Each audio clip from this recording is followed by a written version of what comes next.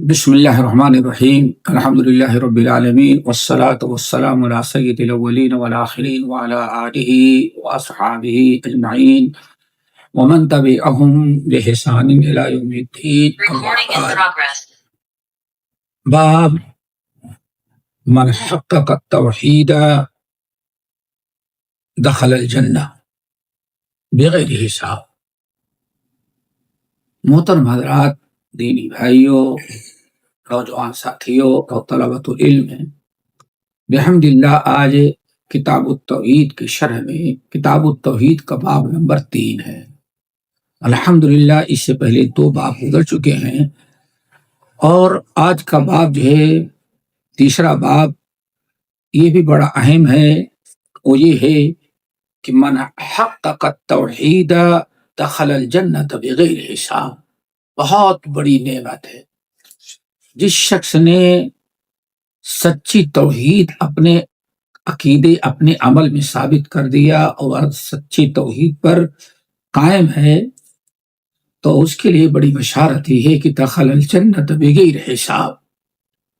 جن لوگوں کو اللہ تعالیٰ بغیر حساب کتاب کی جنت میں داخل کریں گے، ان میں ان کا شمار ہو جاتا ہے۔ دیکھیں توحید کتنی بڑی نعمت ہے۔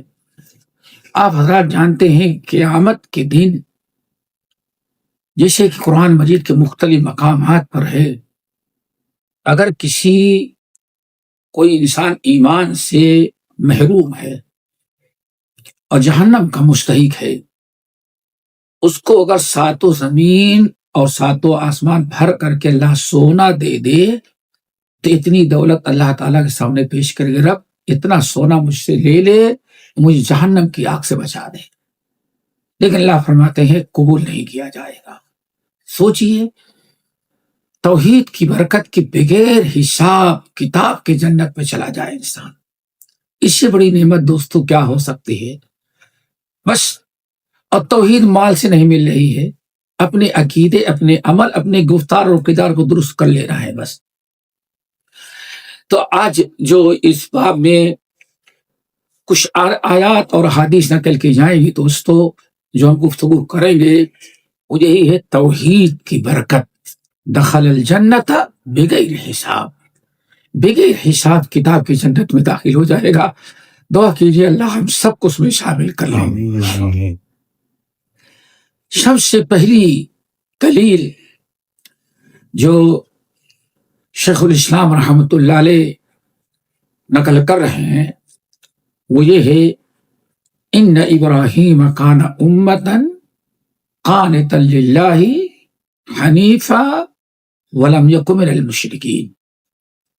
بڑی اہم آیت ہے دوستو، اس سورۃ النحل کی آخری آیات میں سے ایک آیت ہے جس میں اللہ تعالیٰ نے ابراہیم علیہ السلام کا تذکرہ کیا اور ان کی توحید، ان کا ایمان، ان کا عمل اللہ تعالیٰ کو اتنا اچھا لگا کہ ان آیات کو بیان کرنے کے بعد اللہ نے فرمایا ثم اوحینا الیک ان اتبع ملت ابراہیم حنیفا۔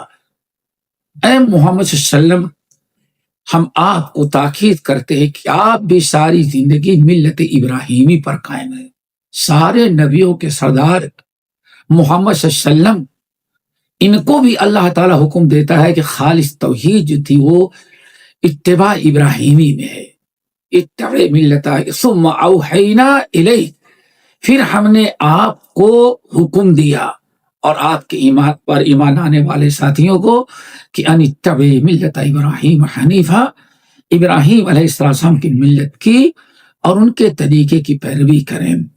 اس لیے ساری زندگی نبی علیہ السلام ملت ابراہیمی کی دعوت دیتے رہے۔ اور ایک چیز اور آپ کو بتائیں، ایک بڑی عجیب زمانے میں ہم لوگ زندگی گزار رہے ہیں جہاں یہ کوشش کرنے کی بڑی فکر کی جا رہی ہے کہ یہود ہوں یا نصارہ ہوں، وہ بھی اہل کتاب ہیں اور وہ بھی ملت ابراہیمی کے پاسبان ہیں، اور کہا جاتا ہے کہ دیکھیں 3 مذہب ایسے ہیں جو ابراہیمی کے دین پر ہیں، یہودی، عیسائی اور محمد صلی اللہ علیہ وسلم۔ دوستو یہ نہایت خطرناک عقیدہ ہے۔ اللہ آپ لوگ بہت سارے ہمارے جو طلبۃ العلم بیٹھے ہیں جانتے ہوں گے، سورۃ النساء سے لے کر کے سورۃ بقرہ سورۃ النساء، بقرہ، اور چلے جائیں آپ آگے کئی مقامات پر، جہاں ایک مقام یہ بھی ہے ما کان ابراہیم یہودیا ولا نصرانیا ولکن کان حنیفا مسلما وما کان من المشرکین۔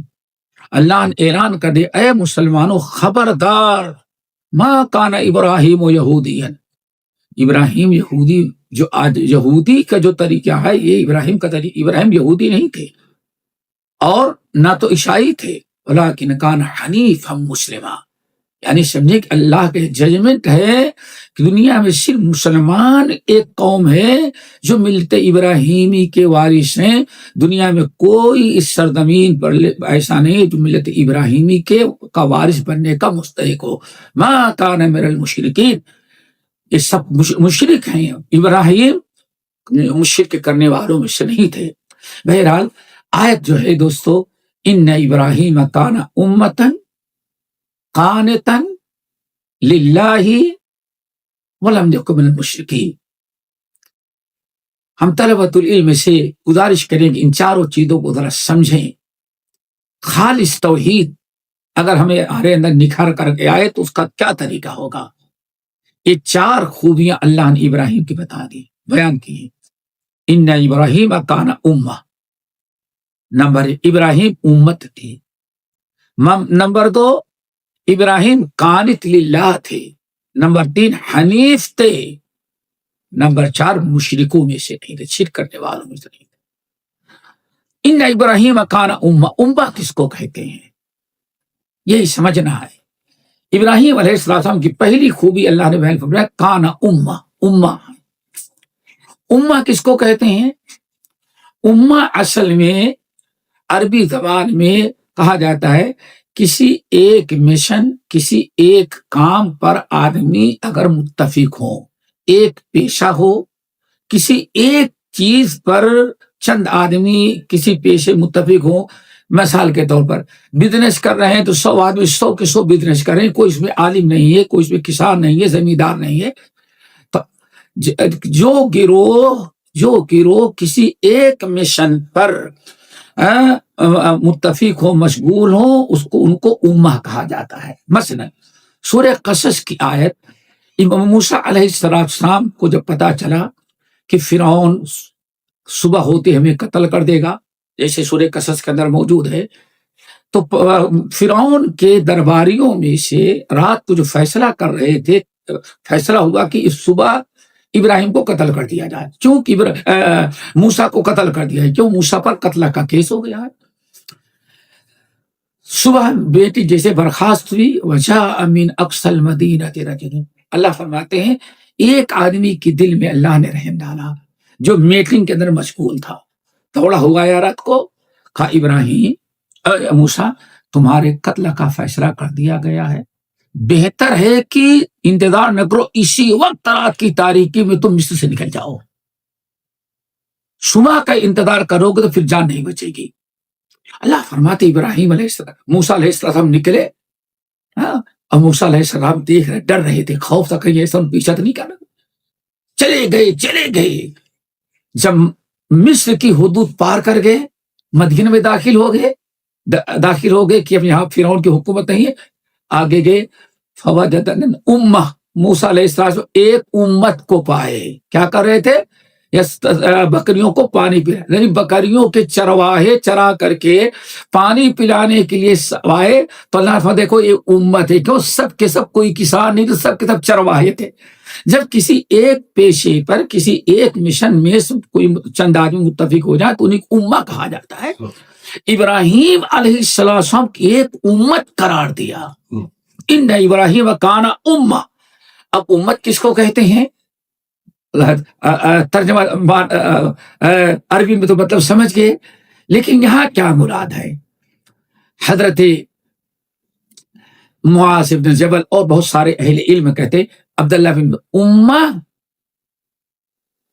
امہ کان یعلم الناس الخیر، امہ اس کو کہتے ہیں شریف قرآن کی اصطلاح میں، امت اس کو کہتے ہیں جسے ابراہیم علیہ السلام کو امت کہا یا اللہ رسول نے فرمایا معاذ پوری ایک امت ہے، تو اللہ یہاں امت سے مراد ہے معلم الناس الخیر، یعنی ساری زندگی جو انسان خیر سکھلانے میں، دین سکھلانے میں، تعلیم دینے میں، لوگوں قوم ملت کے لیے اپنے آپ کو وقف کر دے، اس کو امت کہا جاتا ہے۔ ان ابراہیم کان امت، ابراہیم ایک پوری امت تھے، یعنی کہ توحید کے علم بردار تھے، توحید پر قائم تھے اور توحید لوگوں کو سلاتے تھے۔ نمبر 2 قانتا للہ، قانتا للہ، اس لیے پورے صحابہ جو تھے نبی علیہ السلام کے بعد، کیونکہ نبی علیہ السلام نے ارشاد فرمایا تھا کہ معاذ جو ہیں یہ وعالمکم بالحلال والحرام، تم لوگوں میں سب سے بڑے حلال و حرام کے عالم جو ہیں معاذ بن جبل ہیں، اور معاذ بن جبل کو اللہ کے رسول صلی اللہ علیہ وسلم نے یمن بھیجا تھا دعوت و تبلیغ کے لیے، پھر عمر بن الخطاب نے ساری زندگی ان کو دمشق بھیجا تھا، تو ساری زندگی معاذ بن جبل کی دعوت میں، تبلیغ میں اور توحید و سنت نبی کا پیغام پہنچانے میں گزر گئی تھی، اس لیے سارے صحابہ معاذ کو امہ کہتے تھے۔ معاذ صحابی نہیں بلکہ پوری ایک امت ہے، کیوں؟ ساری زندگی انہوں نے گزار دیا تھا نبی علیہ السلام کی لائی ہوئی شریعت کے عام کرنے میں۔ قانتا للہ۔ نمبر 2 ابراہیم علیہ السلام قانت للہ تھے۔ قانت کا مطلب اللہ کی عبادت اخلاص کے ساتھ، جس نے کبھی کسی موقع پر اللہ تعالیٰ کے ساتھ کسی غیر اللہ کو شریک نہیں کیا، اس کو کہا جاتا قانت۔ اللہ رب العالمین کی عبادت میں مشغول رہنا اور عبادت کو میں شرک سے اپنے آپ کو بچاتے ہوئے، تو امتاً قانتا للہ، اللہ تعالیٰ کے بڑے مطیع اور فرما بردار تھے۔ ذرا اللہ نے شرک سے منع کر دیا تو کبھی شرک کے قریب نہ گئے، بلکہ آگ میں چلے گئے، لیکن شرک کے ساتھ سمجھوتا نہیں کیا۔ اللہ اکبر۔ ابراہیم علیہ السلام جانتے ہیں، ابراہیم علیہ السلام نے اپنے باپ کو جب توحید کی دعوت دی تو سب سے بڑا مخالف باپ ہو گیا۔ آخر کار باپ غصے میں یہاں تک کہا لئن لم تنتہی لأرجمنک واہجرنی ملیہ، اے ابراہیم اگر اب توحید کی دعوت دینے سے بات نہیں آئے گا تو لأرجمنک، ہم تجھے پتھر مار کر کے رجم کر دیں گے، سنسار کر دیں گے۔ واہجرنی ملیہ، ہم وقت گھر چھوڑ کر کے نکل جا ہمارے یہاں سے۔ اللہ کتنی بڑی قربانی تھی۔ ابراہیم علیہ السلام پلٹ کر کے باپ کو جواب نہیں دیتے، یہ بھی نہیں کہتے بھائی، اور نہ جا کر کے خاندان کے لوگوں کو یا بڑے لوگوں کو لا کر کے پنچایت کے بھائی میں ان کا بیٹا ہوں، میں گھر سے بے دخل کر دے رہے ہیں، نہیں، کچھ نہیں، باپ کا حکم ہے نکل جاؤ۔ ابراہیم خلیل اللہ نے کہا والد صاحب سلام علیہ ساستغفر لک ربی انہ کان فی، والد صاحب اللہ آپ کو خوش رکھے، ہم گھر چھوڑ کر، آپ کا حکم ہے، آپ اسی میں خوش ہیں کہ ہم گھر چھوڑ کر نکل جائے تو ہم نکل جاتے، اتنا کہہ کر کے نکل گئے، اور کہا کہ ہمارا رب ہمارا مالک۔ ذرا سوچیے کس طرح سے باپ کی فرما برداری، اللہ رب العالمین باپ کی عزت احترام کا حکم دیا، کافر ہے جب بھی اس کا احترام ضروری ہے۔ ابراہیم علیہ السلام باپ کو پلٹ کر کے جواب نہیں دیتے، کون ہو تو نکالنے والے، ہم اپنا حصہ نہیں، کچھ نہیں، سلام علیک، والد صاحب اللہ تعالیٰ آپ کو سلامتی رکھے، سلامت رکھے، میں چلا جاتا ہوں، لیکن یاد رکھیے گا یہاں سے جانے کے بعد بھی زندگی میں آپ کی کبھی ہم دعاؤں میں نہیں بھولیں گے۔ ساستغفر لک ربی، جائیں گے لیکن آپ نے ہمارے ساتھ جو سلوک کیا ہم اس کا بدلہ نہیں لیں گے۔ آپ مجھے گھر سے بے دخل کر رہے ہیں، پتھر مار کے سنسار کر رہے ہیں، لیکن آپ باپ ہیں، آپ جو مرضی ہو کریں، ہم تو یہاں سے جانے کے بعد بھی مرتے دم تک آپ میں دعائیں، آپ کے حق میں دعائیں مغفرت کرتے رہیں گے۔ یہ ہے وفادار اولاد کی نشانی۔ تو اللہ نے فرمایا قانتا للہ، اللہ کے بڑے فرما بردار تھے۔ حنیفاً، تیسری خوبی حنیف تھی۔ حنیف کس کو کہتے ہیں دوستو؟ عربی زبان میں احنف کہتے ہیں لنگڑا کو، کسی انسان کا پیر لنگڑا ہو، ٹیڑھا چلے، اس کو کہا جاتا احنف یا حنیف بھی کہتے ہیں۔ حنیف کہتے ہیں کسی چیز آپ جھک جانا، مائل ہو جانا، شریعت کی اصطلاح میں حنیف کہتے ہیں دنیا کی ہر قسم کی باطل چیزوں کو چھوڑ کر کے حق کی طرف مائل ہو جائے اس کو کہا جاتا ہے حنیف۔ جیسے ابراہیم علیہ السلام کے بارے میں آپ نے سنا، باپ رکاوٹ ڈالا، نمرود نے رکاوٹ ڈالا توحید میں، سب کچھ چھوڑ دیا لیکن توحید سے ذرہ برابر مائل نہیں ہوئے، شرک سے کوئی سمجھوتا نہیں کیا، اسی لیے ان کو حنیف کہا جاتا ہے۔ ابراہیم علیہ السلام حنیف تھے، کیا مطلب؟ کبھی بھی اللہ کے خلاف کسی کی مروت میں، کسی کی رعایت میں ذرہ برابر کبھی باطل سے سمجھوتا نہیں کیا، نہ قوم سے، نہ باپ سے، نہ نمرود بادشاہ سے، کسی سے باطل میں کوئی سمجھوتا نہیں کیا۔ وما کان من المشرکین، آگے فرمایا ولم یکن من المشرکین، اور ابراہیم مشرکوں میں سے نہیں تھے، موحد میں سے تھے۔ دیکھیں یہاں 4 خوبی بیان کی گئی ہے۔ بات کیا تھا؟ توحید کو سچے ثابت کر دینا، اپنے گفتار اپنے کردار سے توحید کو سچی ثابت کر دینا، اپنی توحید کو ثابت کر دینا، اسی چیز کا نام کیا ہے دوستو؟ یہی چیز ثابت کرنے کے لیے آیت پیش کی ہم کیا ہے شیخ الاسلام نے کہ ابراہیم سچی خالص توحید ابراہیم سے سیکھو۔ ابراہیم امت تھے، قانت تھے، حنیف تھے اور مشرکوں میں سے نہیں تھے۔ ہمیں ایک بات یاد آئی، عمر ابن الخطاب رضی اللہ تعالیٰ عنہ کے غلام اسلم تھے، بہت چہیتے غلام تھے، بہت محبت کرتے تھے بیٹے کی طرح۔ اور عمر ابن الخطاب رضی اللہ تعالیٰ اس غلام سے ایک بیٹا تھا جس کا نام زید رکھا تھا، زید بن اسلم، بہت ہی پیارے انسان تھے۔ عمر ابن الخطاب کا یہ کہ غلام کا بیٹا غلام زید صحابہ کے پاس بیٹھ کر علم حاصل کیے تو مدینہ منورہ کے امام بن گئے۔ یہ ہے میرے بھائی علم، یرفع اللہ الذین آمنوا منکم والذین اوتوا العلم درجات۔ کہا جاتا ہے چند جو ٹاپ کے علماء محدث اور مفتی تھے ان میں پہلا نام آتا ہے زید بن اسلم، پیشے کے غلام زادے لیکن علم نے اتنا اونچا مقام ان کو عطا کیا۔ یہ بڑی پیاری بات کہتے ہیں کہ اگر کوئی شخص مسلمان بننا چاہتا ہے، اس دین میں آنا چاہتا ہے تو 4 چیزیں ضروری ہیں۔ امام ابو بکر بن ابی شیبہ رحمۃ اللہ علیہ نے اپنی کتاب الایمان میں، الایمان جو عقیدے پہ لکھی اس کے اندر نقل کرتے ہیں، کہتے ہیں کہ زید بن اسلم کہتے ہیں کہ اگر کوئی شخص خالص توحید اپنے اندر پیدا کرنا چاہتا تو 4 چیزیں اسے اپنانی پڑے گی۔ نمبر 1 دخول فی الدعوہ، کیا مطلب؟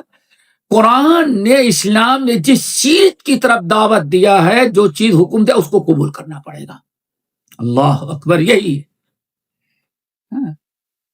یہی مومن کی شان ہے۔ مومن بننے کے لیے اتنے بڑے امام کہہ رہے ہیں کہ انسان اگر اپنے ایمان اور توحید کو ثابت کرنا چاہتا ہے، خالص کرنا چاہتا ہے تو 4 چیزوں کی ضرورت ہے۔ نمبر 1 دخول فی الدعوہ، اسلام نے جس چیز کی دعوت دی ہے اس میں پورا داخل ہونا پڑے گا، کسی چیز کو چھوڑے نہیں۔ نمبر 2 بڑی پیاری بات، الایمان باللہ وملائکتہ وکتبہ ورسلہ والقدر خیر وشر والبعث بعد الموت۔ ایمان کے 6 ارکان جو ہیں ان کو صحیح معنوں میں ان پر قائم رہنا۔ اب جو بتانی تھی تیسری چیز، ان تعمل عملا تصدق ایمان ہو، اپنے گفتار کردار میں ایسا اسلام پیدا کرو کہ دنیا گواہی دے کہ ہاں یہ شخص مومن ہے۔ اللہ پر کتنی بڑی چیز ہے دوستو، ایک غلام زادہ اتنی بڑی بات بتائے اور دنیا کے سارے محدثین اس کی قول کو سونے پر سہاگا کہتے ہیں کہ انسان اسلام ایسے اعمال اپنے گفتار سے، اپنے کردار سے، اپنے چال چلن سے، اپنے وضاقتہ سے ثابت کر دے کہ ہر حرکت آپ کی دلالت کرے کہ ہاں اس کے دل میں ایمان ہے۔ دعا کرو ایسا ایمان نصیب ہو جائے۔ ہر لحظہ ہے مومن کے نئی آن نئی شان، گفتار میں کردار میں اللہ کی برہان۔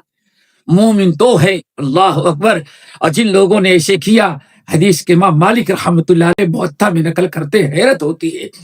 کہتے ہیں جب صحابہ کرام کی فوج دمشق میں داخل ہوئی، ملک شام کو فتح کیا، دمشق میں داخل ہوئی، جیسے مسلمان صحابہ کرام متابعین داخل ہوئے، گھوڑے پر، کھچر پر، پیدل سواریوں کے ساتھ، کہتے ہیں ہر عیسائی دنیا کی ساری چیزوں کو بھول کر کے صرف صحابہ کی شکل دیکھ رہا تھا، یہاں تک کہ ان کے علماء جو ہے نکل آئے، جو اپنے عبادت خانے آ گئے۔ آنے کے بعد امام مالک رحمۃ اللہ نقل کرتے موطا کے اندر کہ جیسے وہ تمام ان عیسائی پادری، ان کے علماء، ان کے فقہا، ان کے اسکالر آئے تو صرف صحابہ کی شکل دیکھتے تھے، صرف صحابہ کی شکل دیکھتے تھے۔ کہتے واللہ یہی وہ مسلمان ہے، یہی وہ مسلمان ہیں جس کی پیشین گوئی ہمارے نبی عیسیٰ نے ساری زندگی ہم کو دی تھی۔ ان کی پیشانی بتا رہی ہے، ان کا ایک ایک حرکت، ایک ایک گفتار کردار بتا رہے ہیں کہ یہی سچے لوگ ہیں۔ آخری نبی جو آنے والے تھے، جس کی پیشین گوئی ہمارے عیسیٰ نے دیا تھا کہ ان کے ساتھ ہی سیماہم فی وجوہہم من اثر السجود، اور جیسے قرآن نے نقل کیا سورۃ فتح کے آخر میں، کہنے لگے ہم سب کو ایمان لانا چاہیے۔ ان کی شکل بتا رہی ہے، اس شکل دلالت کر رہی ہے کہ وہی نبی ہیں، انہی نبی کے شاگرد صحابہ جن کی پیشین گوئی تورات اور انجیل اور عیسیٰ اور موسیٰ علیہ السلام نے دیا تھا۔ دعا کریں آج ایسے مسلمان ہو جائیں کہ ہم چلتے پھرتے بھی ایک مسلمان ہو گئے۔ لیکن مشکل کی بات یہ ہے، عبرت کے لیے میں کلکتہ سے بیٹھا ٹرین پر، بامبے آ رہا تھا، تقریباً 36 گھنٹے کا سفر تھا، لیکن ایسے سامنے بیٹھا ہوا ہے، 36 گھنٹے میں 30 گھنٹے اس کو ہم نے مسلمان نہیں سمجھا۔ تھانہ ٹرین پہنچنے لگی بامبے قریب تو ٹیلی فون آیا تو کہتا ہاں وعلیکم السلام۔ تب میں نے پوچھا کہ وہ مسلمان ہے؟ کہا تو میں آپ کو ہندو لگ رہا ہوں۔ میں نے کہا بھائی میں نے اللہ علیہ وسلم، آج مسلمانوں کو 36 گھنٹے میں کوئی ایسا کام اس نے نہیں کیا جس سے ہمیں پتہ چل سکے کہ وہ مسلمان ہے، وہ مسلمان ہے۔ تو دوستو کتنی پیاری بات کہتے ہیں زید بن اسلم کہ نمبر 1 اسلام کی ساری باتوں پر عمل کرو، نمبر 2 کتنی پیاری بات، ایمان کے 6 ارکان جو ہیں ان پر ایمان رکھو، نمبر 3 الاعمال، ایسے اپنے گفتار کردار اپنے اعمال کو بناؤ کہ اس کو دیکھنے سے پتا چل جائے کہ آپ کے اندر ایمان ہے۔ اللہ اکبر۔ اور قرآن مجید نے میرے بھائیوں یہودیوں کی ایک نشانی بیان کی، تمہارے دل میں ایمان نہیں ہے، کہتے ہو ہم عیسیٰ کو تورات پر ایمان رکھتے ہیں۔ یہ بڑی اہم بات ہے۔ ہمارے شیخ تو بیٹھے ہوئے ہیں، ان کے سامنے ویسے بھی کہنا کچھ اچھا نہیں لگتا، سمجھیے نا۔ سورۃ البقرہ کی آیت میرے بھائیوں، بنی اسرائیل کا واقعہ ذرا پڑھیں۔ اللہ فرماتے ہیں بئس ما یأمرکم بہ ایمانکم، یہودیوں تم کہتے ہیں ہم اللہ پر ایمان، موسیٰ پر ایمان، تورات پر ایمان، آخرت پر ایمان، قبر کے عذاب، ساری چیزوں پر ایمان ہے، لیکن تمہارا ایمان کیسا ہے کہ تمہارے کردار سے کبھی ایمان ظاہر نہیں ہوتا، تمہارے اعمال سے، گفتار کردار سے ایمان ظاہر ہوتا۔ بئس ما یأمرکم بہ ایمانکم، اگر تم کہتے ہو ہمارے اندر ایمان ہے تو تمہارا ایمان کیسا ہے کہ نیکی کو حکم نہیں دیتا، ہمیشہ تمہارا ایمان برائی کو حکم دیتا ہے۔ پتہ چل گیا کہ سب سے بڑی نشانی جو یہاں بتایا جا رہا ہے، زید بن اسلم رحمۃ اللہ علیہ کہتے ایسے اعمال کرو کہ جو اعمال دلالت کرے کہ واقعی آپ سچے مسلمان ہیں۔ نمبر 4 وہ بھی بڑی اہم چیز، آپ سمجھ جائیں کہ مسلمان ہیں، اور پھر اس کے بعد کہتے ہیں آخری چیز جو ہے، آپ اسی پر آخر دب تک کیا کریں، وہ قائم رہیں، استقامت۔ کہتے چار چیزیں ہی انسان جب کرتا ہے تو وہ اس بات کی نشانی کہ ہاں یہ سچا مسلمان ہے. اور بڑی پیاری بات کہتے ہیں یہ کہ اس کی دلیل ذرا دیکھیں، ان کا علم دیکھیں، کہتے ہیں اس کی دلیل جو میں نے کہا یہ چار چیزیں جب تک تمہارے اندر نہیں آئے گی تب تک چار چیزیں ہیں یہ ظاہر کرے گی کہ ہاں تمہارے اندر ایمان ہے، ایمان تمہارا درست ہے، خالص ایمان ہے، حقیقی ایمان ہے. اللہ اکبر. کہتے ہیں ان کا علم دیکھیں، کہتے ہیں ہم نہیں کہہ رہے ہیں، ہم سے ہمارے نبی کے آنے سے بہت پہلے ہی اللہ تعالیٰ نے تورات کے اندر قرآن بہت پہلے بیان کر دیا ہے. موسیٰ علیہ السلام کا قصہ بیان کرتے ہوئے سورہ طٰہٰ کی آیت نمبر 82 پڑھی، وَإِنِّي لَغَفَّارٌ لِّمَن تَابَ وَآمَنَ وَعَمِلَ صَالِحًا ثُمَّ اهْتَدَىٰ. دیکھیں کیسے، وَإِنِّي لَغَفَّارٌ لِّمَن تَابَ وَآمَنَ وَعَمِلَ صَالِحًا ثُمَّ اهْتَدَىٰ. ہم اس کو معاف کرتے ہیں جو توبہ، لمن تابا، کفر شرک سے توبہ کر دے، لمن تابا اور ایمان درست کر لے، وعمل صالحا اور نیک اعمال کرنا شروع کر دے، ثم اهتدى پھر مرتے دم تک اسی پر وہ قائم رہے. تو دوستو بات چل رہی تھی ابراہیم علیہ السلام کی، تو یہ ہے ان ابراہیم کان امۃ قانتا للہ حنیفا ولم یکن من المشرکین. یہ باب ختم بھی کرنا ورنہ اس سلسلے بہت ساری باتیں ہیں، بلکہ اہل علم کہتے ہیں قرآن مجید کی مختلف آیات ہیں مخلص سچے مومن کی جو بڑی فضیلت بیان کرتی ہیں. مثلا اگر آپ کے اندر حقیقی توحید ہے تو دنیا کی کوئی چیز آپ کو نقصان نہیں پہنچا سکتی. اللہ اکبر. اس کی سب سے بڑی مثال ابراہیم علیہ السلام آگ میں ڈالے گئے، اللہ رب العالمین نے آگ سے ان کو بچا لیا. اور ذرا صحیح ابن حبان کی اس روایت کو پڑھیں. ابو مسلم خولانی رحمۃ اللہ علیہ یمن کے رہنے والے تھے. یمن میں اسود انسی کم وقت نے کہا نبوت کا دعویٰ کیا، مرتد ہو گیا. نبی صلی اللہ علیہ وسلم انتقال کے بعد آزاد، پہلے بدماش تھا، نبوت کا دعویٰ کر دیا، کہا کہ ختم ہو گئے، اب نبوت ہم کو مل گئی ہے. نبی نبوت کا دعویٰ کیا، بہت سارے لوگ مان گئے جن کے پاس علم نہیں تھا، جیسے ہمارے یہاں بہت سارے لوگ مرزا غلام احمد قادیانی کو قبول کر دیا جہالت کی بنا پر. تو حضرت ابو مسلم خولانی کو بلایا اس نے، یہ برابر مخالفت کرتے رہے. ان کو جب بلایا پوچھا کہ اتشہد انی رسول اللہ، لوگوں نے کہا بہت فساد پھیلا رہا ہے، اس پر کنٹرول کر لیں تو پورا یمن آپ کا کلمہ پڑھ لے گا. گرفتار کروایا، بلایا، سامنے لائے گئے. کہتا ہے، کہنے لگے جھوٹے نبی نے پوچھا اتشہد انی رسول اللہ، کہتے ما اسمع، میں نہیں سنتا. اتشہد انی رسول اللہ، ما اسمع. ذرا سوچیں، بادشاہ ہو، اتنا بڑا ہو، فوج کو ساری قوت ہو، لیکن حقیقی توحید اگر آ جائے، صحیح معنی میں توحید آ جائے، خالص توحید، تو دنیا سارا ڈر مخلوق کا دل سے نکل جاتا. اکیلا مرد مومن ہے. اور اتشہد انی رسول اللہ ما اسمع، میرے کان بہرے میں سنتا نہیں. اب ظالم پریشان ہو گیا. تو کسی عقل مند مجلس والے نے کہا حضرت ایک کان اس کا بہرا ہو گیا ہے، نہیں یہ بن رہا ہے، نخرے ڈرامہ کر رہا ہے، بہرا نہیں ہے. کہا اچھا ٹھیک، اتشہد ان محمد رسول اللہ، کہا نعم اشہد ان محمد رسول اللہ. کہا کہ اب پتا چلا یہ ہمیں انکار کر رہا ہے. آخرکار اس کے درباریوں نے کہا حضرت اس کو آپ جلا دیں گے، اس کو قتل کر دیں، بہتر ہے.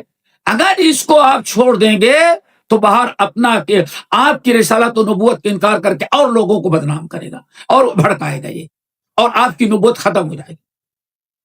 آگ جلائے گی. آگ جب چل گئی تو ان کو پکڑ کر کے آگ میں ڈال دیا. اللہ اکبر. دوستو ہم یہ بتانا چاہتے حقیقی توحید اگر ہے تو ساری دنیا ہماری ہے، کوئی چیز ہمیں تکلیف نہیں دے گی. امتحان ہوگا لیکن ہمیں ختم نہیں کر سکتا کوئی. ابراہیم حضرت ابو مسلم خولانی، لوگوں نے آگ میں ڈال دیا ان کو، لیکن آگ نہیں جلائی، نکال لیا۔ تو اب لوگوں نے کہا کہ ایسے بہتر ہے کہ اس کو ملک بدر کر دیں، جہاں تک آپ ہوگا، اگر یہاں رہا ٹھیک ہے، آگ میں نکالے گئے، الحمدللہ ٹھیک تھا، بال بھی نہیں جلا، ایک روا نہیں جلا۔ لیکن انہوں نے سوچا کہ ہم مدینہ چلے جائیں، نکلے اور گھومتے رہے، کب جائے مدینہ، کیسے جائے، نکلنا بھی ہے، نکلنے نہیں دے گا۔ بہرحال ایک زمانہ اس کے آگ میں ڈالے جانے کی اطلاع دنیا میں عام ہوئی، خصوصاً مدینہ طیبہ میں آ گئی۔ ابو بکر صدیق رضی اللہ تعالیٰ عنہ کا زمانہ تھا، سب لوگ پریشان، کتنے لوگ تو اور سب مایوس ہو گئے تھے، نکلے اور چلے پیدل چلتے آخرکار مدینہ طیبہ دن میں پہنچے، تقریباً یہی وقت تھا۔ آئے مسجد نبوی میں گئے، تحیت المسجد تو بڑا سا مجمع لگا بیٹھا تھا، اور انہوں نے تحیت المسجد پڑھی۔ پڑھ کر کے جب نماز پڑھ رہے تھے تو عمر ابن الخطاب نے دیکھا کہ ایک نیا آدمی ہے، یہ آج تک نظر نہیں آیا تھا، لیکن ہر ملک کے ہر قوم کے کچھ شکل و صورت ہوتی ہے جس سے آدمی پہچان لیا جاتا ہے۔ تو عمر ابن الخطاب کو اس وقت معلوم پڑتا ہے کہ یمن کا کہیں رہنے والا فلاں قبیلے کا ہے۔ نماز سلام پھیرے اور یہ صدیق اکبر کے مجلس میں بیٹھنے کے لیے، تو راستے ہی میں دیکھا کہ عمر ابن الخطاب کھڑے ہیں، پکڑ لیا، کون تم ہو، کہاں سے آئے؟ کہا میں یمن سے آ رہا ہوں۔ اتنا سنتے عمر ابن الخطاب پکڑ لیے، اچھا یمن سے آ رہا، ارے وہ میرے بھائی عبداللہ بن ثوب، یعنی ابو مسلم خولانی، عبداللہ بن ثوب جو تھا، کیا ہوا، اس کی جنازہ تم نے پڑھی تھی؟ کہا کیا ہوا؟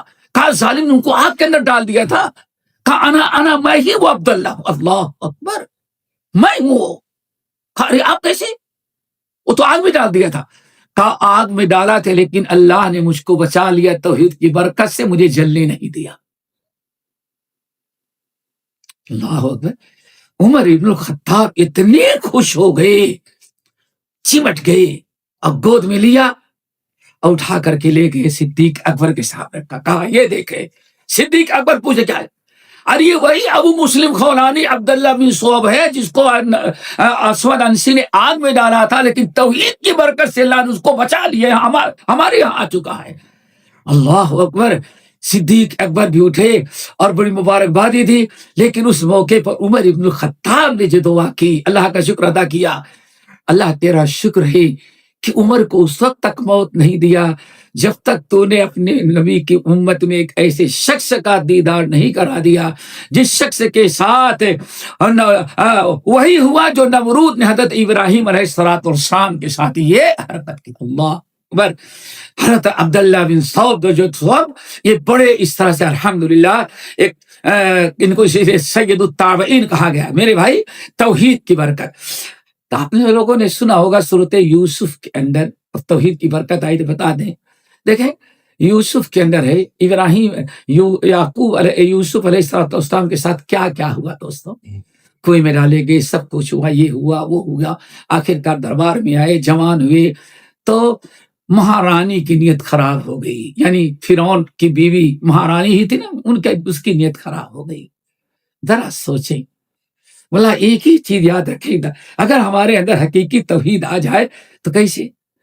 دیکھیں دوستو، وغلقت الابواب وقالت حیدہ، ایک توحید والا نوجوان خوبصورت مہارانی نے وغلقت الابواب، یعنی سارے دروازے اندر سے لاک کر لیے تاکہ باہر سے کوئی آ نہ سکے اور اندر سے کوئی یوسف بھاگ نہ سکے۔ کتنی باب نہیں، وغلقت الابواب، یعنی بیڈ روم سے لے کر کے آخری تک جتنے گیٹ تھے سب میں تالا لگا دیا تاکہ کوئی آ نہ سکے۔ پھر اس کے بعد قالت حیت لک، حرام کاری آ کے بلائے، لیکن ابراہیم آؤ غلط کام کرو، اللہ کی نافرمانی، لیکن دین پر استقامت۔ یوسف علیہ السلام نے کہا معاذ اللہ انہ ربی احسن مثوایا، معاذ اللہ، اوپر والے نے حرام قرار دے دیا ہے میں بند کمرے میں بھی اپنے رب کی نافرمانی نہیں۔ یہ تھی توحید دوستو، یہ توحید خالص تھی۔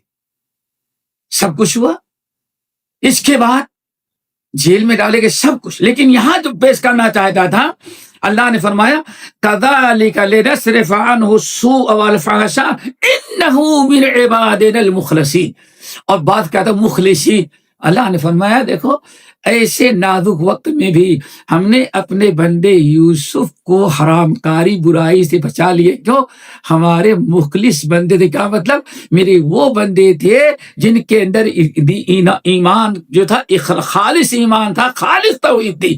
توحید کی برکت سے اللہ فرماتے ہیں چونکہ اس نے اپنے توحید اپنے ایمان کی حفاظت کیا تھا، عقیدے کی حفاظت کیا، تو بند کمرے میں بھی جہاں برائی کے سارے راستے ہموار ہو گئے تھے، ہم نے اس موقع پر بھی اپنی نافرمانی برائی کرنے سے ہم نے اپنے بندے یوسف کو بچا لیا۔ تو دوستو اگر ہمارے اندر خالص توحید آ گئی تو اللہ رب العالمین سب کچھ ہمارے حفاظت کرے گا۔ ضرورت ہے خالص توحید کی۔ بہرحال اللہ رب العالمین نے سورۃ مومنون کے اندر آیت نمبر 57 سے لے کے 60 تک، دوستو کبھی ہم تمام طلبۃ علم سے کہیں گے ان آیات کا ضرور مطالعہ کریں، ابھی ہمارے پاس ٹائم نہیں کہ ہم تفصیل بیان کر سکیں۔ اور ان الذین هم من خشیۃ ربهم مشفقون والذین هم بآیات ربهم یؤمنون والذین یؤتون ما آتوا وقلوبهم وجلة انهم الی ربهم راجعون۔ یہاں دیکھیں اللہ نے فرمایا اتنا اونچا مقام ان کو کیوں ملا؟ والذین هم بربهم لا یشرکون، یہ وہی ہیں جنہوں نے کبھی اپنے رب کے ساتھ شریک کسی کو نہیں کیا، یعنی خالص توحید تھی۔ یہاں مصنف رحمۃ اللہ علیہ ایک بڑی عجیب سی حدیث نقل کی ہے، اسی حدیث پر گفتگو ختم کریں گے تاکہ توحید خالص پر بات چل رہی تھی۔ حسین بن عبد الرحمن، اور حدیث صحیح ہے ان کی، حسین بن عبد الرحمن کہتے ہیں کنت عند سعید بن جبیر، ہم امام سعید بن جبیر رحمۃ اللہ علیہ کے پاس تھے۔ سعید بن جبیر یہ صحابہ کے بڑے شاگردوں میں سے ہیں، خاص طور سے ابو دردہ وغیرہ، بڑا اونچا مقام ان کا، تابعی ہے، کبار تابعین، اور یہی ہیں جن کو حجاج بن یوسف نے قتل کرنا چاہا تھا، لیکن وہی توحید کی برکت تھی، الحمدللہ قتل کرنا چاہا تو آخر تک لڑتے رہے اور کہا کہ بیٹے یاد رکھنا کہ اللہ رب العالمین نے جو ابھی اطاعت و فرما برداری کا حکم دیا، ہم اس سے بات نہیں آتے، تمہاری جو مرضی ہو کرو، اور بد دعا دے کر دی اللہ میں تو شہادت مجھے مل رہی ہے، لیکن اللہ اس ظالم کو میرے بعد ہمارے کسی مسلمان بھائی کو قتل کرنے کی توفیق نہیں دینا۔ کتنی بڑی چیز، مر رہے ہیں لیکن اپنے بھائی اللہ مجھے قتل کرا ہے، لیکن میں تجھ سے اس موقع پر جان نکلنے کے پہلے دعا کرتا ہوں اب اللہ تعالیٰ اس پر ایسے بریک لگا دینا کہ ہمارے بعد کسی مسلمان کو قتل نہ کر سکے۔ اور واقعی اللہ نے ایسی دعا کی بات جو دل سے نکلتی ہے، اثر رکھتی ہے، پر نہیں طاقت برباد مگر رکھتی ہے۔ اخلاص کی بات تھی، ایک موحد کی، اللہ نے اسی وقت فوراً دعا قبول کی۔ اس کے بعد ہی حجاج بن یوسف کا خاتمہ شروع ہوا اور کسی ایک مومن کو تکلیف نہیں دے سکا، ایک مومن موحد کی دعا تھی۔ تو سعید بن جبیر بڑے اعلیٰ درجے کے صحابی ہیں، یہ کہتے ہیں ایکم رأى الکوکب الذی انقض البارحہ، رات کو ایک ستارہ ٹوٹا تھا، تم لوگوں میں سے کسی نے دیکھا ہے؟ دیکھیں یہ توحید خالص کی برکت، یعنی حقیقی توحید۔ کہتے ہیں ایکم رأى الکوکب الذی انقض البارحہ، رات کو ایک ستارہ ٹوٹا تھا، تم میں سے کسی نے دیکھا؟ تو میں نے کہا کہ ہاں میں نے دیکھا، میں نے دیکھا۔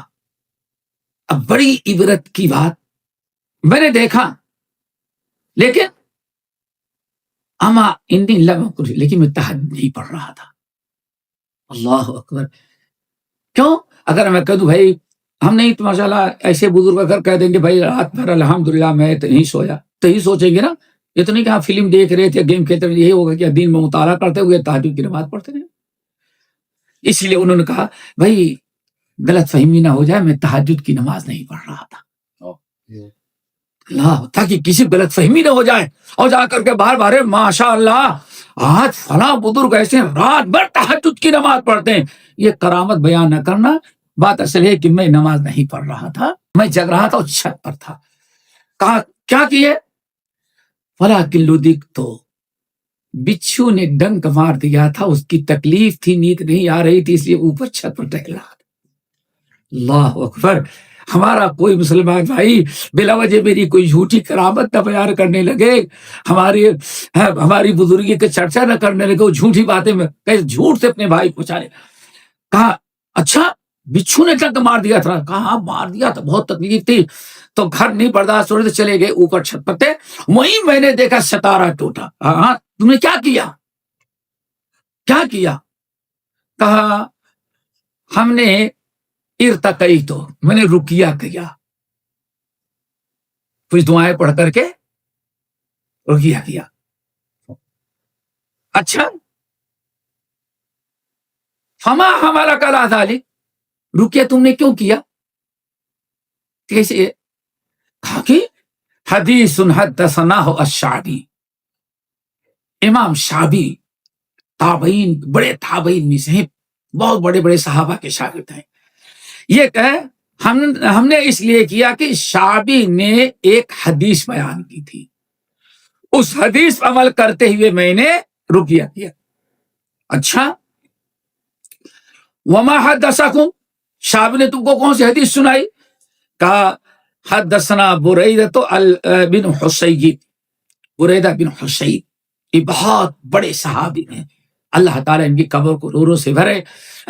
اور یہی ہے ہجرت کر کے نبی علیہ السلام جا رہے تھے تو 200 آدمیوں کو لے کر کے، ان کو پتا چل رہا ہے کہ محمد عیسیٰ گزرنے والے ہیں، تو 200 گنڈوں کو لے کر کے، فوج کو لے کر کے راستے میں کھڑے تھے، ادھر سے گزریں گے، محمد صلی اللہ علیہ وسلم گردن ماریں گے اور ان کا سارا مال چھین لیں گے۔ کہتے ہیں صدیق اکبر کہتے ہیں کہ چل رہے تھے اللہ کے رسول کے ساتھ، بہت تھک چکے تھے آپ، گرمی بہت تھی، سایہ دار درخت نظر آیا تو میں نے کہا اللہ کے رسول کوئی حال لٹا دوں، تھوڑی سی آرام کر لیں۔ سواری اتار لی اور نبی علیہ السلام آرام کرنے لگے، یہاں تک کہ ان گاؤں والوں کو پتا چل گیا کہ ادھر سے محمد گزرے، وہ یہاں آ کے ٹھہرے ہوئے ہیں۔ 200 لے کر کے آدمی پہنچ گئے، کہتے ہیں میں تھا اللہ کے رسول اور راستہ بتانے والا، بس 200 آدمیوں کے نرگے میں، لیکن اللہ کو منظور تھا۔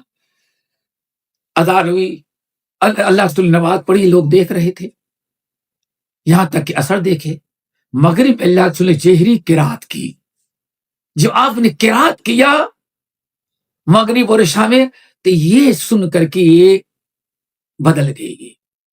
بھائی اتنے اچھے آدمی کو دیکھو کہ جب سے آئے کیا کرنے کی کام کر رہا ہے، اس کو ہم لوگ قتل کریں۔ اللہ تعالیٰ نے دل ڈالا اور وہی اپنے 200 ساتھیوں کے ساتھ کلمہ پڑھ کے مسلمان ہو گئے۔ یہ بہت تاریخی صحابی ہے، اور اس پتہ چلتا ہے کہ اخلاص کے ساتھ عمل کرنے والوں کا مقام کتنا ہے۔ اللہ رسول نے دعوت نہیں دی، صرف اللہ کے رسول کا کردار، چال چلن، نماز دیکھ کر کے۔ یہ آج کا مسلمان نمازی نہیں تو ہمیں دیکھ کر کے کون سے ہندو مسلمان ہوگا؟ حالت یہ ہے۔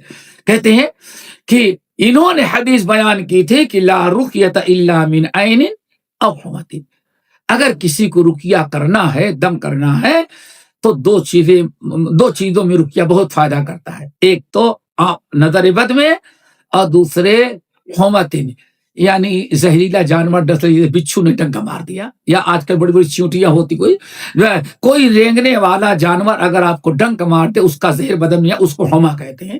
اگر کسی کو بچھو یا زہریلے جانور نے ڈس لیا ہے تو اس پر رقیہ کرنا چاہیے، اور یا تو نظر عین بد لگی ہے تب۔ اس لیے میں نے رقیہ کر لیا حدیث پر عمل کرتے ہوئے۔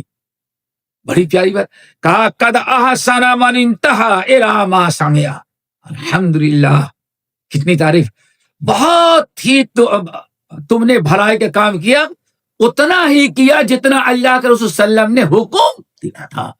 اس سے تم آگے نہیں بڑھے. اللہ اکبر. یہ حدیث کی اتباع تھی. لیکن حدثنا، تم نے تو اب حدیث سنی ہے، لیکن میں نے ایک حدیث اپنے استاد عبداللہ بن عباس سے سنی ہے. اللہ اکبر. انہوں نے سنا تھا امام شافعی سے، اور انہوں نے سنا عبداللہ ابن، اب آگے نہیں بڑھے. اللہ اکبر. یہ حدیث کی اتباع تھی. لیکن حدثنا، تم نے تو اب حدیث سنی ہے، لیکن میں نے ایک حدیث اپنے استاد عبداللہ بن عباس سے سنی ہے. اللہ اکبر. انہوں نے سنا تھا امام شافعی سے، اور انہوں نے سنا عبداللہ ابن عباس سے، سعید بن جبیر رضی اللہ تعالیٰ نے. ہم نے اپنے استاد عبداللہ بن عباس سے سنا کہ اللہ رسول فرما رہے تھے اُرِدَتْ عَلَيَّ الْأُمَمُ. ایک دن اللہ تعالیٰ نے، اللہ رسول فرمایا ایک دن نبی علیہ السلام نے ہم لوگوں کو بیان کیا، آج حضرت آدم کے زمانے سے جتنے نبی گزرے تھے سب نبیوں کو، امتیوں کو اللہ نے مجھے دکھایا. قیامت آ چکی ہے، حساب کتاب ہو رہا ہے، اور ہر نبی اپنے ایمان والے امتیوں کو لے کے جنت میں جا رہا ہے. میرے رب نے ہم کو دکھلا دیا. آج اب بڑا عجیب منظر دیکھا. کہتے ہیں رأیت النبی ومعہ الرہط. سب سے پہلے میں نے دیکھا کہ ایک نبی گزر رہے ہیں، ان کے ساتھ ایک جماعت ہے، چلے جا رہے ہیں جنت کی طرف. ایک دیکھا والنبی، ایک دوسرے نبی کو دیکھا، ان کے ساتھ ایک ہی آدمی جا رہا ہے. یعنی ساری زندگی تبلیغ کی دعوت دیا، لیکن اتنی بنجر قوم تھی کہ صرف ایک آدمی ایمان لایا بس. لیکن نبی ہمت نہیں ہارے، چل جا رہے ہیں. پھر دیکھا ایک نبی، ان کے ساتھ صرف دو آدمی ہیں، دو آدمی وہ اکیلے جا رہے ہیں. کہتے ہیں والنبی ہو، اور میں نے ایک نبی کو ایسے بھی دیکھا کہ بیچارے اکیلے جنت میں جا رہے ہو. ساری زندگی دعوت کا کام کرتے رہے، لیکن کوئی ایک کم وقت ایمان نہیں لایا. لیس معہ، کوئی ایک نبی نہیں ہے. اذ رفع لی سواد عظیم، ایسے رہا گزر رہے ہیں. جب دیکھا کہ ایک نبی اکیلے جنت میں جا رہے ہیں، ان کے ساتھ کوئی ان کا امتی نہیں ہے، تھوڑی دیر میں یہ منظر ختم ہوا. ایک نبی جا رہے ہیں سواد عظیم، ایک بہت بڑی جماعت لے کر کے جا رہے ہیں. فظننت انہ امتی، میں نے سوچ لیا میں ہوں اور یہ میری امتی ہیں. کیوں؟ ابھی تک جتنے نبی جنت میں گئے ہیں اپنے امتیوں کے ساتھ، ایک جماعت تھی، سواد نہیں تھا، بہت بڑے لوگ، زیادہ لوگ رہے تھے، یا کسی کے ساتھ دو تین، کسی کے ساتھ ایک جماعت، ایک بیچارے کوئی نہیں. اتنی بڑی جماعت جا رہے تو میں ہوں گا اور یہ ہماری امت. آپ کا دل بڑا خوش ہو گیا، باغ باغ ہوا. لیکن اللہ نے فرمایا خوش نہ ہوئے، آپ کے امتی نہیں ہیں، یہ موسیٰ علیہ السلام جا رہے ہیں. اللہ اکبر. یہ موسیٰ جا رہے ہیں. کہتے ہیں پھر اتنے میں فنظرت فإذا سواد عظیم، ابھی دیکھا کہ بہت بڑی جماعت، افق بھر چکا ہے. یعنی آسمان کے کنارہ یہ اور یہ بیچ کا جس کا افق ہے، پورا افق بھر گیا ہے. سواد عظیم، بہت بڑی جماعت جا رہی ہے. یہ کون سے ہیں؟ فقیل علی، کہا گیا یہ آپ کی امتی جا رہے ہیں. ہاں، اسی لیے میرے بھائی اس حدیث پر غور کرو کہ نبی علیہ السلام نے ارشاد فرمایا کہ قیامت کے دن حشر کے میدان میں ترمذی وغیرہ کروا 120 سب جنتیوں کی لگے گی. 120 صفیں ہوگی، یعنی جو لائن سے جائیں گے نا، جن میں الحمدللہ 80 صفیں سے میری امت کی ہوں گی، اور باقی جو ہے 20 اگر حساب لگایا جائے تو 1,24,000 بتاتے روایت کے مطابق نا، 1,24,000 جو ہیں وہ ان کی صرف 20 صفحیں اور صرف پیارے نبی کی اتنی بہت خوش ہو گیا. جب بہت خوش ہو گیا تو آپ نے فرمایا اور سنیں وَمَعَهُمْ 70 أَلْفًا يَدْخُلُونَ الْجَنَّةَ بِغَيْرِ حِسَابٍ وَلَا عَذَابٍ. ان میں 70,000 لوگ ایسے ہیں جو بغیر کسی حساب کتاب کے عذاب کے سیدھے جنت میں چلے جائیں گے. دعا کریں اللہ تعالی ہم سب کا نمبر لگا دے. یہ بھی کوئی اور بعض لوگوں نے کہا یہ بھی کہا یہ 70 الف جو ہے عربی میں 70 کا لفظ جو ہے یہ مقدار متعین کرنے کے لیے بلکہ کیا کہتے ہیں وہ کثرت مراد ہوتی. جیسے ہم لوگ کہتے ہیں سینکڑوں سے مراد نہیں 1 2 3 100 نہیں، مراد کیا پوری یعنی کثیر تعداد ہے 70 الف. اللہ اکبر. یہ سب جب بات آپ نے بیان کی کتنے لوگ جنت میں جائیں گے، ایک آدمی کھڑا ہو گیا جن کا نام تھا عکاشہ ابن محصن. کھڑے ہو گئے یا رسول اللہ ادعو لی ان یجعلنی منہم. دعا کر دیں کہ اللہ تعالیٰ اس 70,000 میں میرا بھی نمبر لگ جائے. تو اللہ صلی اللہ علیہ وسلم انت منہم. بہرحال یہ سب بات بیان ہوئی. کہتے ہیں جب یہ بیان کیا اس کے دوسرے اور صحابی کھڑے ہو گئے. آن فرمایا قد سبقک عکاشہ، تو بس صبر کریں، ایک سیٹ خالی تھی عکاشہ لے گیا بس.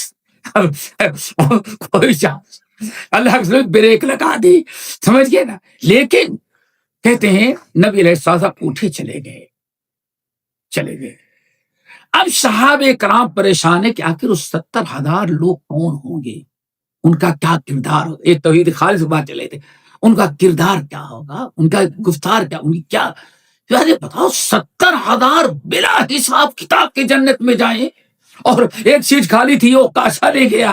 اب پتہ نہیں ہم لوگوں کو کیا ہوگا، کون سے لوگ ہیں وہ.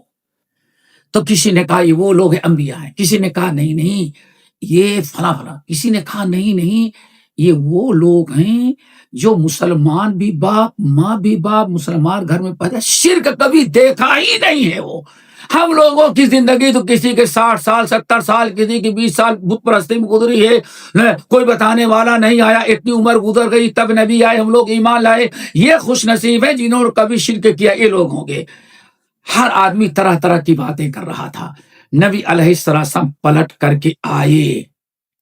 کیا بات ہے اللہ رسول، آپ تو بتا دیے 70,000 جائیں گے اور آپ نے ایک چیز خالی کہا وہ کاشا لے گیا. اب سوال یہ کہ وہ کون سے لوگ ہوں گے جو اس طرح سے بلا حساب کتاب جائیں گے.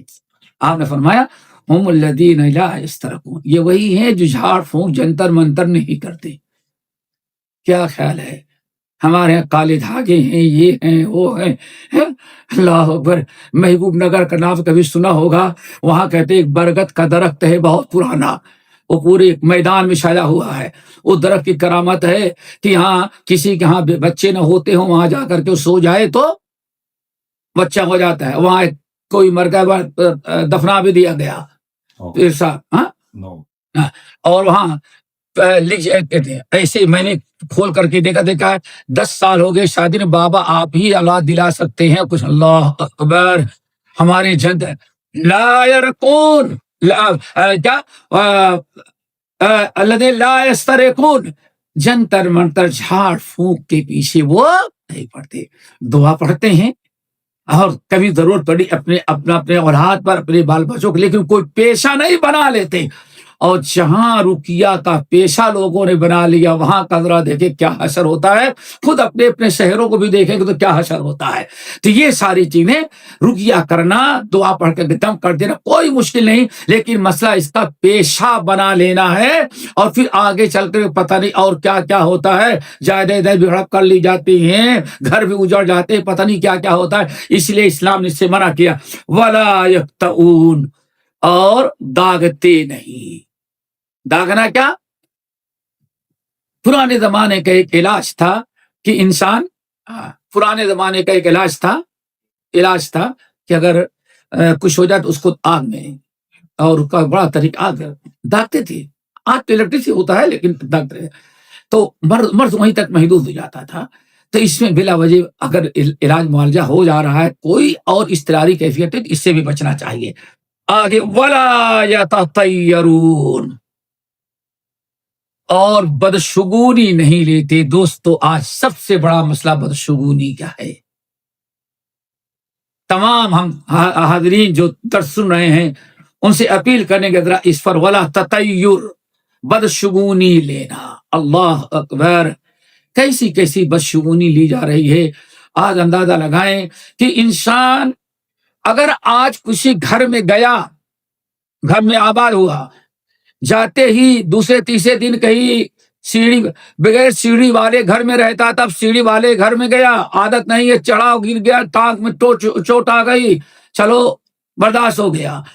گھر میں کچن میں برتن گرا ٹوٹ گیا، ایک حادثہ ہو گیا، 2-3 حادثے ہو جائیں تو کیا کہیں گے؟ یہ گھر جو ہے نحوست والا ہے، یہ گھر راس نہیں، اس میں کچھ نہ کچھ ہے، اسی لیے آتے ہی ہماری ساری بلائیں. اللہ اکبر، یہ ساری چیزیں ہی شرکی عمل ہیں. نبی علیہ السلام نے ارشاد فرمایا کہ ولا بدشگونی نہیں لو. دوستو بہت آج کتنے گھر جو ہیں بدشگونی سے اجڑ آ رہے ہیں. اللہ، شادی کی بہو بیچاری آئی، اللہ تعالیٰ کو منظور تھا، آتے ہی 2-4 دن کے اندر گاڑی خریدے، ایکسیڈنٹ ہو گیا، اللہ تعالیٰ کے قضا و قدر ہے. اچھا، پھر کوئی اور حادثہ، 2-4 حادثے ہو گئے. اس کا مطلب یہ دلہن جو آئی ہے یہ اصل میں راس نہیں آ رہی، یہ ساری اللہ اکبر، کتنے گھر اجڑ جاتے ہیں میرے بھائیوں. اس لیے تطیر اس کو کہا جاتا ہے. نبی علیہ السلام نے فرمایا یہ تطیر ایسا ہی چپک جاتا ہے، اور اس سے نجات کا ذریعہ یہ ہے کہ آپ نہ کریں. کیا مطلب؟ راستہ پکڑ کے جا رہے ہیں، راستہ پکڑ کے جا رہے ہیں. جیسے ہندوؤں کیا ہے، راستہ پکڑ کے جا رہے ہیں، اگر آپ نے ٹوک دیا تو ہندو غصہ ہو جاتا ہے، وہیں سے واپس، ارے بھائی ٹوک دیا، اب ہمارا کام نہیں ہوگا. اللہ سے جہاں تمہارے دل میں تطیر آئے ادھر جاؤ، اللہ کا نام لے کر کے رکو نہیں. تو نہ جنتر منتر کرتے ہیں، نہ داغتے ہیں، اور نہ تو یہ بدشگونی لیتے ہیں. بدشگونی کا مسئلہ انشاءاللہ آگے مستقل باب آئے گا. پھر کیا کرتے؟ وَعَلَىٰ رَبِّهِمْ يَتَوَكَّلُونَ، اور اللہ تعالیٰ ہی کی ذات پر وہ توکل کرتے ہیں. اس لیے جانتے ہیں سب سے بڑی دعا کیا ہے؟ حسبی اللہ نعم الوکیل. اس لیے اللہ تعالیٰ کو کافی سمجھیں، اللہ رب العالمین کی ذات پر توکل اور بھروسہ کریں. اس لیے ہمیں چاہیے کہ اس سے بچے. اور اسی پہ حدیث ختم ہوئی. یہ سب بات چل رہی تھی تو عکاشہ آخر میں پھر وہی تذکرہ کیا کہ انہوں نے دعا مانگا اللہ ہم کو دے دے، اللہ رسول دعا ہم کو دعا کرے کہ ہم 70,000 میں ہم بھی شامل ہو جائیں. تو اللہ رسول نے فرمایا تم ہو، لیکن پھر دوسرا کھڑا ہو تو آپ نے وہیں بریک لگا دیا. کیوں؟ وہ سلسلہ پھر ختم نہ ہوتا. اللہ رسول میں بھی جاؤں گا، میرے لیے اللہ رسول وہاں بریک لگا دیا اور فرمایا اب جانا ہے تو یہ کرو، کیا کرے؟ یہ خوبیاں پیدا کرے، لا یسترقون ولا یتقون ولا تطیر ولا یتطیروا وعلی ربہم یتوکلون. اللہ کی ذات پر توکل. ومن یتوکل علی اللہ فہو حسبہ. جو اللہ تعالیٰ کی ذات پر توکل کرتے ہیں اللہ ان کے لیے کافی ہو جاتا ہے. دعا کریں. ابھی آپ دیکھیں ابو مسلم خولانی نے توحید کی خاطر اللہ کی ذات پر توکل کیا نا، آگ میں اللہ نے نہیں جلایا. بہت ساری واقعات ہیں. تو ہمیشہ توکل کریں اللہ تعالیٰ کی ذات پر. اسباب آپ اپنائے، اسباب اپنانے کے بعد اللہ تعالیٰ یہ اتنا میری دین میں کر دیا، اس کے بعد آپ کام بنانے والے ہیں. اور اللہ تعالیٰ کا وعدہ ہے وَعَلَىٰ رَبِّهِمْ يَتَوَكَّلُونَ، سچے مومن کی نشانی. اور وَمَن يَتَوَكَّلْ عَلَى اللَّهِ فَهُوَ حَسْبُهُ. دعا کریں اللہ تعالیٰ ہم سب کو عمل کرے توفیق نصیب فرمائے. اس کے بعد جو ہے چوتھا باب آئے گا الخوف من الشرک، یعنی جس طرح سے توحید کی فضیلت ہے، اجر و ثواب، ایسے شرک سے بچنا بھی ضروری ہے. اور اگر شرک سے بچے نہیں تو ہمارا ایمان خراب ہوتا ہے، پھر جہنم ٹھکانہ ہوتا ہے. دعا کریں اللہ تعالیٰ ہمیں توحید پر قائم رکھے، اس شرک سے بچائے. اگلی نشست میں انشاءاللہ چوتھا باب ہوگا. اقول قولی ھذا واستغفر اللہ من کل ذنب واتوب الیہ.